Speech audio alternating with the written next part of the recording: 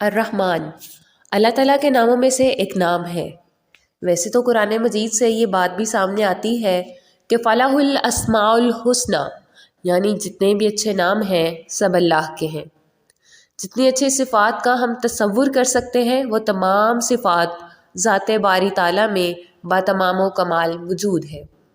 جس اچھائی، جس خوبی، جس خیر اور جس کمال کا ہمارے ذہن میں خیال آ سکتا ہے وہ اللہ پاک کی ذات میں موجود ہے، لیکن تعین کے ساتھ اللہ تبارک و تعالیٰ کے نام وہی ہیں جو قرآن مجید میں یا حدیث شریف میں وارد ہیں۔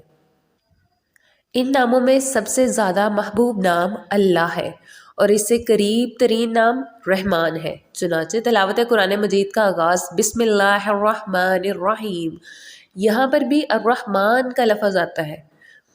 پھر سورہ فاتحہ کی پہلی آغاز کی آیات میں بھی کچھ ایسا ہی ہے، الحمدللہ رب العالمین، اور دوسری آیت میں آتا ہے الرحمن الرحیم، وہ جو بڑا مہربان اور نہایت رحم کرنے والا ہے۔ اللہ تعالیٰ کے اس صفت رحمت سے اس کے دو نام بنے ہیں، رحمان اور رحیم، اور یہ واحد صفت ہے جس سے اللہ کے دو نام آتے ہیں۔ ان دونوں میں فرق یہ ہے کہ ان میں رحمت کی دو شانوں کا ظہور ہو رہا ہے۔ رحیم فعل کے وزن پر صفت مشبہ ہے جو اس کیفیت کو ظاہر کر رہا ہے جو اس دریا کی مانند ہے جو مسلسل بہہ رہا ہو، جس میں سکون، دوام اور پائیداری ہو، اور رحمان رحمت خداوندی کی اس شان کو ظاہر کرتا ہے جو ایک ٹھاٹھے مارتے ہوئے سمندر کی مانند ہے، جس میں ایک ہیجان کی کیفیت ہے۔ فعلان کے وزن پر عربی زبان کے جو بھی الفاظ آتے ہیں ان میں یہ شدت پائی جاتی ہے، ایک ہیجانی اور طوفانی کیفیت ان کا خاصہ ہے۔ اس طرح غضبان کے معنی ہے بہت زیادہ غضبناک، اسی طرح یہ لفظ رحمان بنا ہے، یعنی انتہائی رحم والا، جس کی رحمت ٹھاٹھے مارتے ہوئے سمندر کی طرح ہے۔ تو اللہ تعالیٰ کی صفت رحمت گویا انتہائی پیاری اور محبوب صفت ہے، اور اس میں بھی شان رحمانیت ایک عجیب کیفیت کی حامل ہے۔ اس شان رحمانیت کے حوالے سے فرمایا گیا الرحمن علم القرآن، اس رحمان نے تعلیم دی ہے قرآن کی عظمت کو اس سے سمجھو کہ اس کا تعلق اللہ تعالیٰ کی صفت رحمانیت سے ہے۔ اگر فرمایا جاتا اللہ علم القرآن تو بھی بات مکمل ہو جاتی، لیکن قرآن کا ذکر اللہ پاک کی صفت رحمانیت کے حوالے سے ہو رہا ہے۔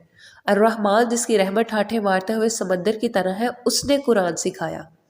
اللہ تعالیٰ کی صفات میں سب سے بلند صفت اور رحمت، اور وہ رحمت جو کہ سب سے بلند شان ہے جو لفظ ظاہر کرتا ہے وہ ہے رحمان۔ اسی طرح سے اللہ تعالیٰ نے انسان کو جو کچھ سکھایا ہے اس میں سب سے چوٹی کی چیز جس کی تعلیم دی وہ قرآن حکیم ہے۔ الرحمن علم القرآن۔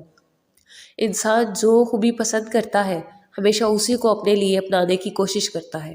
اگر ہم اللہ تعالیٰ کی اس صفت رحمانی سے فائدہ اٹھانا چاہتے ہیں اور ہم چاہتے ہیں کہ اللہ تعالیٰ ہم پر رحم فرمائے، تو اس کے لیے ضروری ہے کہ ہم بھی صلح رحمی سے پیش آئیں، ہم بھی صلح رحمی کا معاملہ کریں۔ جب تک رحم دل اور صلح رحمی کا معاملہ ہم خود نہیں کریں گے، اس بات کی توقع کیسے رکھ سکتے ہیں کہ اللہ تعالیٰ ہم پر مہربان ہو جائے، ہم پر اپنی رحمتیں نازل کریں۔ اسی کے ساتھ جو شخص روزانہ ہر نماز کے بعد 100 مرتبہ رحمان پڑھتا ہے، اللہ تعالیٰ اس کے دل سے سختی اور غفلت کو دور کرتے ہیں، اس کے حافظے کو تقویت دیتے ہیں، قوی بنا دیتے ہیں۔